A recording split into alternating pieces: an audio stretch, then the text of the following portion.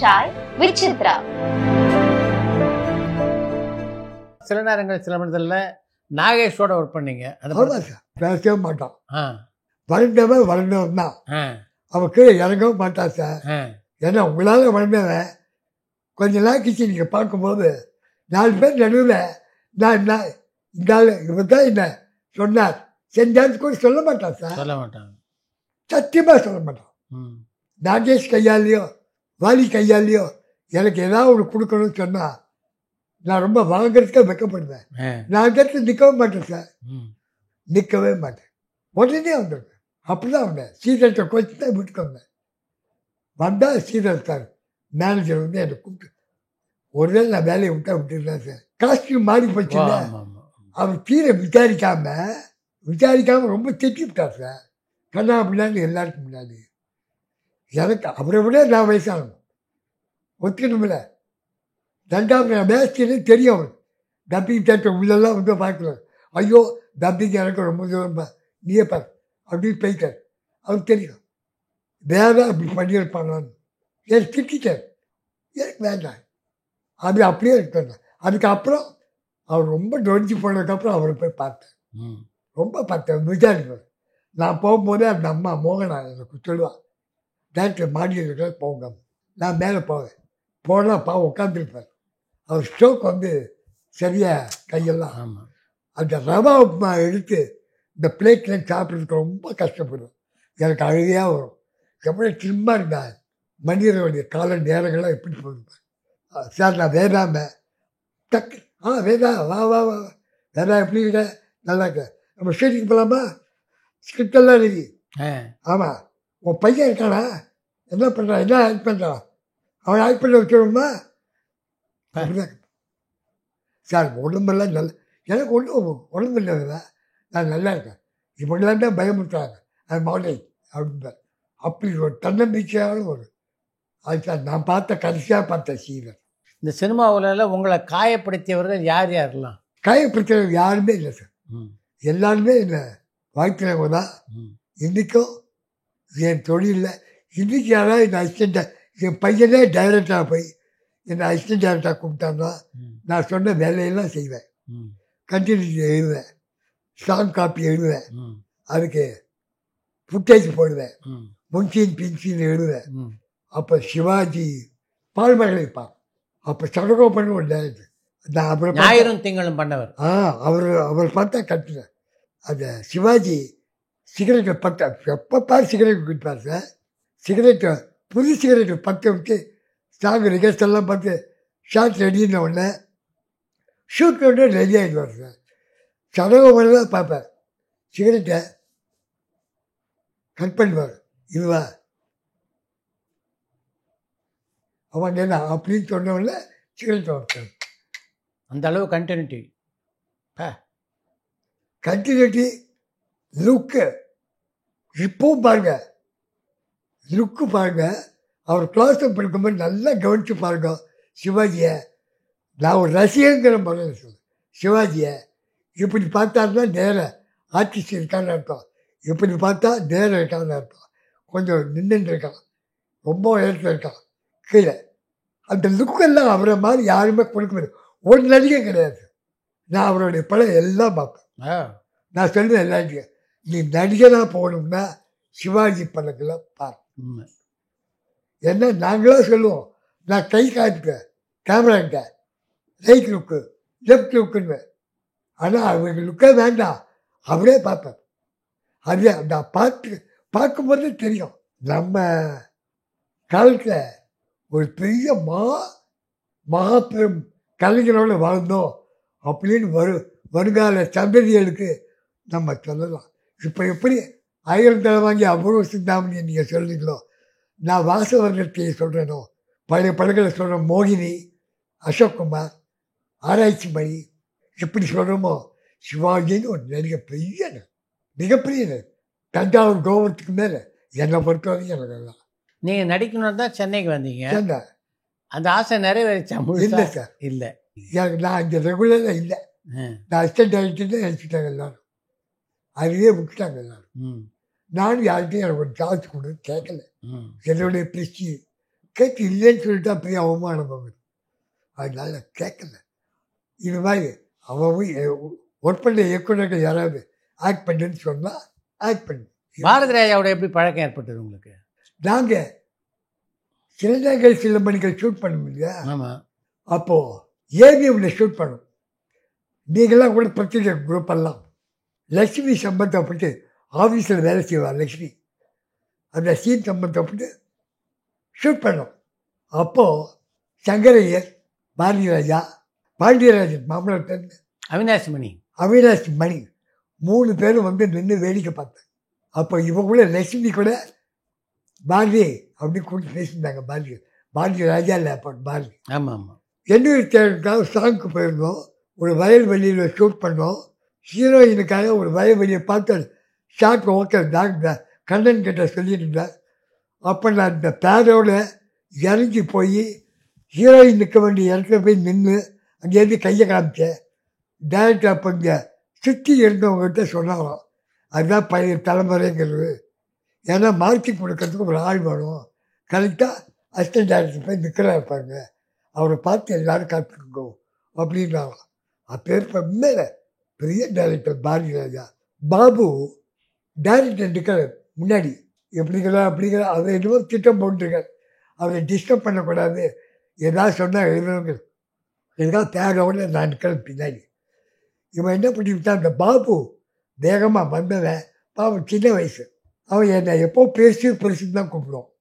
அது எல்லோரும் சொல்லியிருக்காங்க, ஏன் அவரை போய் பெருசு வேதனைப்படுத்தலை, வேதாசான்னு கூப்பிட வேண்டியது.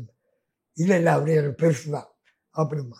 இவன் வரும்போது பெருசு அடுத்த டைலாக் என்ன சொல்லணும். அவன் சொன்ன அந்த டேரக்டர் காலையில் வந்துடுச்சு. டக்குன்னு திரும்பி பார்த்தா இருக்கும் பேசி இவன் தான் தெரிஞ்சு போச்சு. கூப்பிட்டார், கெட்டக்க வர என்னென்ன கூப்பிட்டாவர அப்படின்னா, பெருசு நீ என்ன ரொம்ப இவ்வளோ பெருசு சின்னது என்னடா இதெல்லாம். அவர் யார் தெரியுமா, அவர் அசோசியேட்டாக வேலை செய்யும்போது நான் வேடிக்கை பார்த்துருங்க. உனக்கு தெரியுமாடா, மரியாதை வேண்டாம் பெரியவங்க சாரி சொல்டா அப்படின்னு கையில் ஒரு டவல் வச்சுருப்பாங்க, அதனால அடிச்சாங்க சாரி அப்படின்றான். இதே மாதிரியே இருக்கணும்யா கடைசி வரைக்கும் அப்படின்லாம். அப்போ எப்படி என்ன கிண்டல் பண்ணாங்க பாபு, அந்த பாபுவை நான் தான் முதல்ல வீட்டில் போய் பார்த்தேன். அப்போ அவங்ககிட்ட மன்னிப்பு கேட்டான். நான் கூட இவளை பேசுன்னு சொல்லி புண்படுத்தினேன்னா அதெல்லாம் புது பாபு, எனக்கு பையன் தான், உன் வயசு என் பையன் தான் இப்போ ஹீரோ ஆக்ட் பண்ணி வயசுக்கு தகுந்த மாதிரி பெருசு சின்னதெல்லாம் புரிஞ்சுக்கிட்டேன். அதெல்லாம் அந்த ஸ்பாட்லேயே போயிடுச்சு அப்படின்னு சொல்லி அவனுக்கு வேணும் ஏதாவது வேணுமான்னு கேட்டு அவங்க அம்மாவை பார்த்து அப்பாவை பார்த்து ஆறுதலாம் சொல்லிட்டு வந்தோம். அந்த நேரத்தில் அந்த பக்கம் போகும்போதெல்லாம் அவங்க வீட்டுக்கு போவேன். ஏன்னா அப்போ எங்கள் சீரியல் ஒர்க் பண்ணோம். அப்போ சீர்காழி சிவசிவம் ஆக்ட் பண்ணார். அவரை பார்க்கறதுக்காக போவேன். அவங்க வீட்டுக்கு பக்கத்தான் பாபு வீடு போவேன். இசையமைப்பாளர்களில் யாரோடலாம் நல்லா நெருக்கமாக பழகிருக்கீங்க? குமார், குமார், ஏஆர் ரகுமான் அப்பா சேகரன் அருமையான ஒரு மியூசிக் டைரக்டர். அவர் கூட ரொம்ப பழக்கம். ஏன்னா கிளப் ஹவுஸ்க்கு வருவார். ஓ அவருமா? ஆமாம், கிளப் ஹவுஸில் ரூமில் உட்காந்துருப்போம். தாராபுரம் சுந்தரராஜன் ஒருத்தர், ஆமாம், அவன் பின்னாடி ரூமில் தான் இருந்தான். இவங்களுக்கு போருக்கு போகிறேன்னா நாகேஷ் ரூமில் துருவன்னு ஒருத்தர் இருந்தான், தபையில் அவசிக்கிறவன் கேள்வி மகந்தேவன் பார்த்து அவங்கள கூப்பிட்டு உட்கார வச்சு தமிழ் வாசிப்பான். தாராபுரம் சுந்தரராஜன் பாடுவான், சேகர் பாடுவார், சேகர் ஆழ்மொழி வாசிப்பார். அவன் அதெல்லாம் பெரிய கோல்டன் டேஸ். குமாரோட எப்போ பழகினீங்க? இருக்கோடுகள் கம்பாசிங் போது வாலியோடு போயிருந்தேன். சரியாக வரல, மத்தியானம் வச்சுக்கலான்னு சொல்லிட்டான் டேரக்டர், சொல்லிட்டு போயிட்டார். குமார் ரொம்ப என்ன பேசுவார் என்கிட்ட, விசாரிப்பார். அப்போ குமாரே சொல்வார், கூப்பிட்ட இடத்துல வர்றாரு இல்லை வேலை, நீங்கள் சொன்னதெல்லாம் சீராக இல்லை, அவரை கூட வச்சுக்கிட்டு ஏதாவது கொஞ்சம் ஹெல்ப் பண்ண வேண்டியது அப்படின்னு குமார் எனக்கு ரெக்கமெண்ட் பண்ணும். வாலிக்கிட்ட அவன் காலையை வாங்காத மாதிரியே போயிடுவான், வாங்க மாட்டான். இளையராஜாக்கிட்ட பழக்கம் உண்டு. லெனின்னு ஒருத்தர் இருக்காரு இல்லை, அவர் தொல்லை தொடிக்கிற மனசுன்னு ஒன்று பண்ணேன். அவர் பார்க்கறதுக்கு அதையும் நான் கோட் டைரக்டராக ஒர்க் பண்ணேன். பள்ளியப்படுத்து பாண்டியவர்கள் ஒரு படம், அதையும் நான் கோட் டைரக்டராக ஒர்க் பண்ணேன். அப்போது இளையராஜா பார்த்துருக்கோம். ஒரு சீசன் வந்து காஞ்சிபுரம் பௌர்ணமி காஞ்சிபுரம் நான் போவேன். காமாட்சி அம்மனை தரிசனம் பண்ணேன். என்னை பார்த்து நான் சொன்ன உடனே லெனின் என் கூட வர ஆரம்பிச்சிட்டார். லெனின் போக ஆரம்பிச்சிட்டார். லெனினும் இளையராஜாவும் அப்போ ரொம்ப தோஸ்து. ஆமாம் ஆமாம், அப்படி இருந்தாங்க. என்னன்னு தெரியல, 2 பேருக்கு பார்க்கல, பேசுறதுல நல்ல கலைஞர்கள். அப்போ அவர் தெரியும். அப்போது ஒரு பவுர்ணமி போது லெனின் சொல்கிறார், வேதா சார் லெனின் கிட்ட இருக்கிற ஒரு தன்னடக்கம் யார்கிட்டையும் இல்லை சார். வேதா சார், நாங்கள் எல்லாம் சேர்ந்து இந்த படம் பண்ணுறோம். நான் பண்ணுற அந்த நாங்கிற வார்த்தையே வர. அப்படி ஒரு நல்ல மனிதர். அவர் என்ன பண்ணுவார், திடீர்னு எங்கள் வீட்டுக்கு வருவார். நான் இருக்க மாட்டேன், என் ஒய்ஃப் இருப்பேன். உள்ள ஸ்டவை கட்டி வரைக்கும் போயிட்டு, மம்மி என்ன பண்ணுறீங்க, கொஞ்சம் வத்தல் பண்ணி கொடுக்கலம்பார். சாப்பிடுவார். சாப்பிடலாம் சாப்பிடுவார். வேதா சாப்பிட்டு எங்கள் கொடுவோன்னு ஒரு கவரை கொடுத்து போயிடுவார். அந்த கவரை பிரித்து பார்த்தா ஒரு 5000 ரூபா வரும். ஏன்னா அவர் கேட்டால் சொல்லுவார், ஏன் சார் கொடுத்தீங்கன்னு. இல்லை, பழைய ஃபிலிம்லாம் போட்டேன், மெசேஜில் படம் வந்தது, நீங்கள் தான் நிறையா படங்கள்லாம் ஒர்க் பண்ணுறீங்க, உங்களுக்கு அந்த உரிமை இருக்குல்ல, உங்கள் பங்கு அப்படிம்பார். யாராவது சட்டையை கேட்டால் கூட கைட்டு கொடுத்து. அப்படி ஒரு நல்ல குணம் அவருக்கு. அப்போது ஒரு பௌர்ணமிக்கு உங்கள் வீட்டில் கொண்டு வாங்கினார். அப்போ என் பொண்ணு ரொம்ப சின்ன பொண்ணாக இருந்தார். சரி சார் வரேன் லெனின் சொன்னதுக்காக பஸ்ஸை பிடிச்சி பௌர்ணமிக்கு காஞ்சிபுரம் போய் அங்கே நடனம்னு ஒருத்தர் இருக்கார், பெரிய அர்ச்சகர். அவர் தான் இளையராஜா லெனினுக்கெல்லாம் ஃப்ரெண்டு. போய் கோயில் வாசல்லையே அவள் சொந்தக்கார வீடு இருக்குது, வீட்டில் அவர் வீடு பக்கத்தில். அங்கே போன உடனே லெனின் இருந்தார். அவர் தான் அங்கே தங்க வச்சார். என்ன, என் குழந்தை தூங்கின்னு இருந்தா பொண்ணு, என் டாக்டர். என் ஒய்ஃபையும் கொண்டு உள்ளே போய் அந்த அர்ச்சகர்லாம் எனக்கு அது இன்ட்ரடியூஸ் பண்ணி வச்சு ராத்திரி நாங்கள் தான் அர்த்தக்காம பூஜையெல்லாம் முடிச்சுட்டு நாங்கள் வந்தோம். வெளியில் வாசல் கோபுர வாசல் வந்த உடனே குரல் கேட்டது எனக்கு, இளையராஜா லெனின்னுங்க, லெனின் வாங்கணும். எல்லோரும் லெனின் போயிட்டே இருந்தான். அப்போ நான் இங்கே தான் இருக்கேன் அப்படின்னு லெனின் வந்தார். அவர்கிட்ட போனார்.